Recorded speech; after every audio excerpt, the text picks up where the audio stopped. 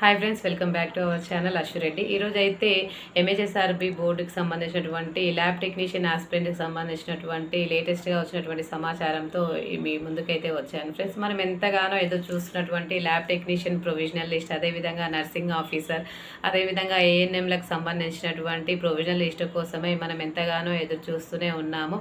అయినా కూడా బోర్డు నుంచి ఎటువంటి మెరిట్ లిస్ట్ అనేది రిలీజ్ అవ్వడం అనేది జరగలేదు. బట్ మనకు లాస్ట్ మంత్ ఇచ్చినటువంటి సమాచారం ఏమిటంటే జూలై 15 వరకు మనకు ఈ యొక్క ల్యాబ్ టెక్నీషియన్కి సంబంధించినటువంటి ప్రొవిజనల్ లిస్ట్ రిలీజ్ చేస్తామని అయితే చెప్పడం జరిగింది. బట్ 15th డేట్ అనేది ఆల్రెడీ వచ్చింది. అయినా కూడా బోర్డు నుంచి ఎటువంటి మెరిట్ లిస్ట్ అనేది రిలీజ్ అవ్వడం అనేది జరగలేదు. సో కొంతమంది ఆస్పిరెంట్స్ కలిసి మళ్ళీ బోర్డు సెక్రటరీ గారిని అనేది వెళ్ళి కలవడం అనేది జరిగింది.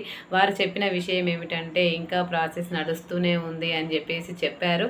అయితే దీనికి సంబంధించినటువంటి రీసెంట్ ఇన్ఫర్మేషన్ ఏమిటంటే మొత్తము 41,000 అప్లికేషన్స్ అనేవి వచ్చినట్టుగా వారు చెప్పడం జరిగింది.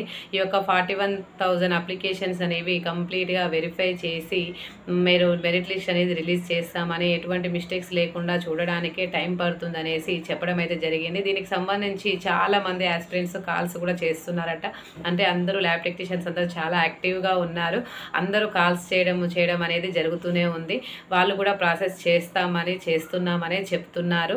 అయితే మనకు ఆల్రెడీ ఇది టైం అనేది అయిపోయింది కాబట్టి మనకు ఆల్రెడీ 15th డేట్ వచ్చింది కాబట్టి ఇంకా ఆల్మోస్ట్ ఒక 10 days పడుతుంది అనేసి బోర్డ్ సెక్రటరీ గారు అనేది చెప్పడం జరిగింది. అంటే 25th వరకు రావచ్చు అనేది ఈ యొక్క సమాచారం అండి.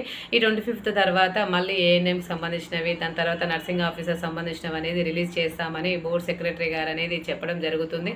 అయితే ఇందులోనే వాళ్ళు చెప్పిన విషయం ఏమిటంటే రీసెంట్గా మేము అన్ని ప్రాసెస్లు కంప్లీట్ చేస్తున్నాము, ఆయుష్కు సంబంధించినవి కూడా చేస్తున్నాము, అదేవిధంగా కొత్త నోటిఫికేషన్స్ కూడా రిలీజ్ చేస్తున్నాము కాబట్టి ఒకదాని తర్వాత ఒకటి కంప్లీట్ చేస్తాము అని చెప్పేసి వాళ్ళు చెప్పడం అయితే జరుగుతుంది.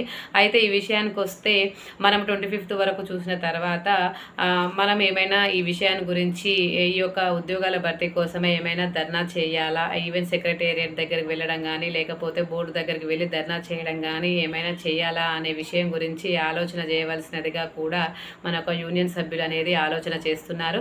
సో ఫ్రెండ్స్, మీ యొక్క అభిప్రాయాన్ని కామెంట్స్ రూపంలో కామెంట్ చేయండి. అంటే ధర్నా చేయడము అవసరమా, చేద్దామా లేదా అనేది, లేకపోతే చేస్తే ఎప్పుడు చేయాలి, ఎప్పుడు చేద్దాము అనే విషయాన్ని గురించి మీ యొక్క అభిప్రాయాన్ని కామెంట్ బాక్స్లో కామెంట్ చేయండి. సో ఫ్రెండ్స్, ఈ వీడియో మీకు ఖచ్చితంగా హెల్ప్ అవుతుందని భావిస్తున్నాను. అదేవిధంగా ఇలాంటి మరికొన్ని కొత్త అప్డేట్స్తో ఎప్పటికప్పుడు మీ ముందుకు వస్తూనే ఉంటాను. Thank you for watching this video. Thank you.